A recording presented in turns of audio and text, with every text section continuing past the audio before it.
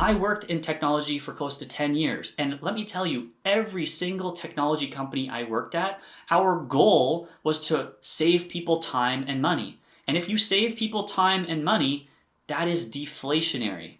What's up everyone, this is Brandon from Wealth Potion, and today we are discussing what I believe is the most important economic concept of our lives, of the 21st century, and that concept is inflation. You've probably heard a lot about inflation from the news. You're probably experiencing inflation in your own life. You're seeing it at the grocery store, at the gas pump, and when you go to buy a home. Prices around the world are increasing at rapid rates, and if you're a Gen Z or millennial like myself, this is the fastest prices have gone up in our lifetime. However, if you're reading the news headlines, it seems like inflation has been defeated, that it's mission accomplished, that the Fed is now cutting rates, as we discussed in a recent video, and that inflation has come back down. But prices are still high, and in fact, prices are still going up. Inflation is one of those concepts that the more you dig, the more you understand and learn about it, and the more it changes the way you view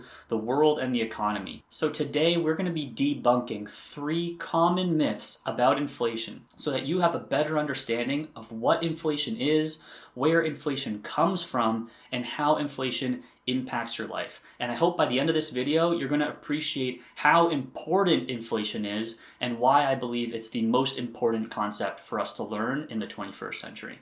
So without further ado, let's dive in. The first myth that we have to debunk around inflation is this idea that when inflation comes down, that prices will also come down.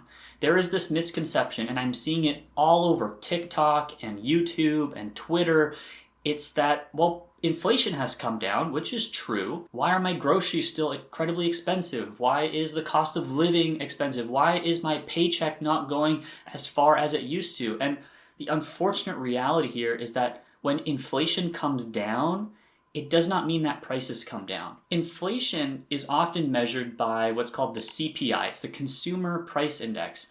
And more specifically, it's measured by the annual rate of change of the CPI. If you remember from math class in grade 11 or grade 12 and you learned about derivatives and functions and you thought, when am I ever going to use this in your life? You were probably 90% right, but inflation is one of those areas where this concept comes into play. I'll use a really simple example. If ground beef is $5 per pound, and then 1 year from now, ground beef is $5.50 per pound, that represents a 10% increase in the price of ground beef. That would be essentially inflation is 10%, assuming the only good we're looking at is ground beef. Now let's say in the following year, the price of ground beef is $5.76. That represents a approximately 5% increase from $5.50. So when you look at the inflation data, it will show that inflation went down from 10% to 5%. And that is how inflation is measured in the economy. It's the rate of change from 1 year to the next. And that's why when they say inflation is coming down, your prices are not going down. And this might seem obvious to you, but for many people it's not. It's a bit counterintuitive, and it's really important to understand because whether it's news pundits, economists, or even presidential candidates, when they talk about how they are combating inflation, they are talking about bringing that rate of the price increase from a high level to a less high level. They are not talking about reducing the price of goods over time. And if we look at actual inflation data, not this hypothetical example I came up with ground beef, we'll see that inflation peaked at around 9% over the past couple of years. And keep in mind, the CPI looks at a whole bunch of goods across the economy. There's a lot of problems with the way CPI is measured. We'll get to that in another video, so subscribe to Wealth Potion for more. But overall, let's just look at CPI as it is, and if we trust that data, inflation was around 9%, and it has come down to about 2.5%.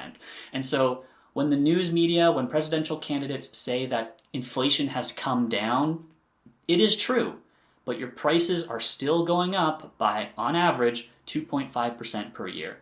So that's the first myth we have to get out of the way. And again, it might seem obvious to you, but for many people it's not. Now, the second myth we need to debunk is not just about inflation, it's actually about economics in general.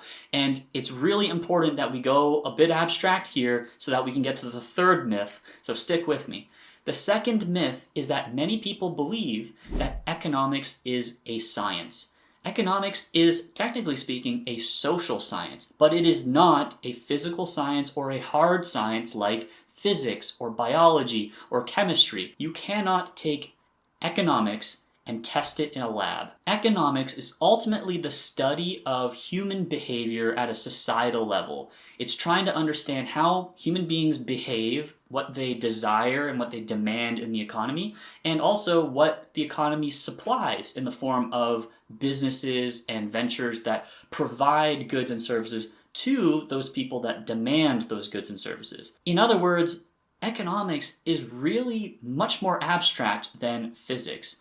And I will go so far to say that economics is much more like an art than it is a science. Stick with me here. Just like in art, how there's many different styles of painting. There's impressionist painting, there's realism, there's pointillism, there's modern art. There's no correct answer. There's no correct art. And the same applies to economics. Within economics, there are many schools of thought. There's the Chicago School, there's the Austrian School of Economics, and there's the Keynesian School of Economics. And this last one is the one that's important to understand. Again, we'll do a deep dive into Keynesian economics in a future video, so do subscribe.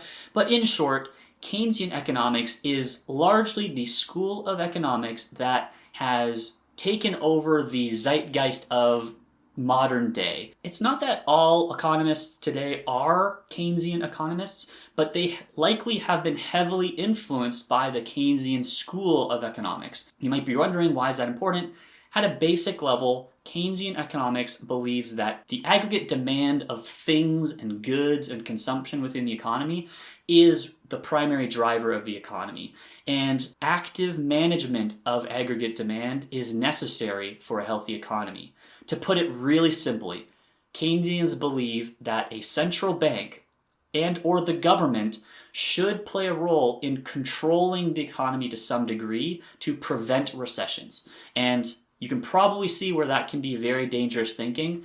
If not, stay tuned for that future video. But this is really the point I want to drive home, is that economics at the end of the day is an art. I'll use two very funny examples. One is of Paul Krugman, who is a well-known and in many ways a well-respected Nobel Prize-winning economist who predicted in 1998 that the internet would have as little an impact on the global economy as the fax machine. Recently, he said something very similar about AI. So that's, I think, just a very humorous example. Another real example, though, again, going back to the video I posted recently around the Fed rate cut. If you remember from that video, the Fed cut rates by 50 basis points, or half a percentage point. Over 90% of surveyed economists believed that the Fed would only cut by 25 basis points. So over 90% of presumably the best economists in the world predicted it wrong. Ultimately, my recommendation to you is whenever you hear an economist talking about the economy, just imagine that they said, according to my school of economics, this is what I believe. And do not take what they say as gospel. And that takes me to the third myth, where I will say myself, according to my school of economics, which is the Austrian School of Economics, I believe this third myth needs to be debunked, which is that inflation is good and deflation is bad. What do I mean by that? I need to unpack that a little bit for us. Because obviously at a certain point, everyone would agree inflation is bad. Inflation got, as mentioned, to about 9%, and the Federal Reserve intervened and tried to bring inflation back down. However, as I showed in the graph earlier, they are not trying to get inflation to 0. They're trying to get inflation to 2%. On the Federal Reserve website, their stated target inflation is 2%. So you might be wondering, why is that? Again, we have to break this down into parts. First, let's ask the question, why did they pick 2%? And this is actually a very funny story. What if I told you that it was practically random? We have to go back to 1988 and we have to go to New Zealand. New Zealand had just experienced a bout of massive inflation. If you thought 9% was bad, New Zealand had just experienced inflation that went over 15%. There was a new central banker taking office in New Zealand. His name was Don Brash, and he was put on the spot in a TV interview, and he was being asked about inflation. And at the time, this was after inflation had come down from 15%, so it was starting to come down because the central bank had started to tighten the economy. They raised interest rates. And he was asked if he was happy where inflation was now. And he said no, he would like to see it within that 0 to 1% range. That offhand comment was later rounded up to 2% and was then adopted by central banks around the world. One of the first central banks to do so was Canada, and then the United States and Great Britain, and before you know it, all central banks in the world had a target inflation rate of 2%. That is literally where it came from. Once again, there is no scientific basis for why central banks target 2%. And if you want my opinion, it's because inflation is bad. Inflation is debasing your money. It is taking the money that you've worked hard your entire life for, and it is slowly taking its value away at a rate of 2% per year. And 2% just happens to be an amount that is painful, but not that noticeable. Like, yes, you go to McDonald's and you see photos of the menu at McDonald's and how in the 1970s the Big Mac was like $1, but you don't really notice 2% per year. Whereas if it spikes up to 5, 10%, that's when it really feels painful. In my opinion, again, according to my school of economic thought, inflation is always and always will be a monetary phenomenon, which means it is the result of the central bank printing more monetary units into existence. And that then begs the next part of the myth, which is that deflation is bad. Now, don't get me wrong, there are, of course, forms of deflation that are bad. When there is a recession in the economy, say in 2008, people spend less, but also people lose their jobs. There's a lot of devastation in the economy, and that is terrible, and that causes deflation because people are unable to spend as much. However, there is a very good and positive form of deflation, which is technology.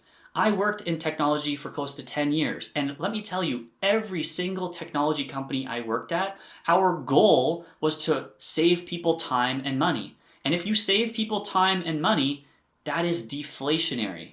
Again, a deeper concept for another video, but if you really think about it, you as a consumer want to spend as little as possible for as much value as possible. So in a truly unregulated free market, capitalism and technological innovation would produce deflation.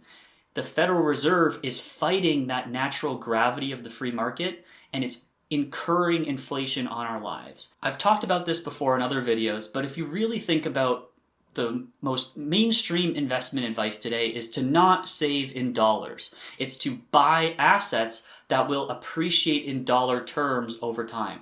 Purchase a house, your parents might say. Purchase stocks, purchase Bitcoin, because the value in dollars will go up over time. Have you ever stopped to wonder that maybe it's just the value of our dollars going down over time because the system we live in requires and actively targets a debasement of 2% every year? I'm not going to convince you that deflation is good in one video. This is a very deep concept, and this will be the first of many videos I will talk about this topic. If you want to learn more about this topic, of course, as I mentioned, subscribe to Wealth Potion, but I highly recommend a book by the wonderful Jeff Booth. He is a serial technology entrepreneur and also a venture capital investor up in Canada, and he has written a book called The Price of Tomorrow where he really lays out this thesis. I've read this book multiple times and I get more value out of it every single time I read it. He really fleshes out this thesis around how technology is ultimately deflationary. In fact, he takes it a step further and suggests that technology is only going to accelerate at an exponential rate that our brains simply can't comprehend, and that the system we live in will eventually implode. I'm not going to get into all of that today, but hopefully this video planted a seed in your mind to question the system that we live in. Why do we target inflation at 2%? Why do we target inflation at all And what if we lived in a world where prices of things went down over time? I will leave you off with this wonderful little story by David Foster Wallace. He was giving a commencement speech where he shared this story of some fish swimming in a fishbowl. And one fish says to the other fish, "Hey, the water's pretty warm today, huh?" And then the other fish goes, "What's water?" And he goes on to say later in his speech that the point of the fish story is merely that the most obvious, important realities are often the ones that are hardest to see and talk about. I believe inflation is that water we are swimming in today, and I hope this has planted a seed for you to start asking some questions. Anyways, that's all for today's video. As always, leave a like and subscribe if you like this content, and leave me feedback. I love reading your comments. I respond to every single one, and if you have any questions, I'd be happy to address them in a future video. See you later.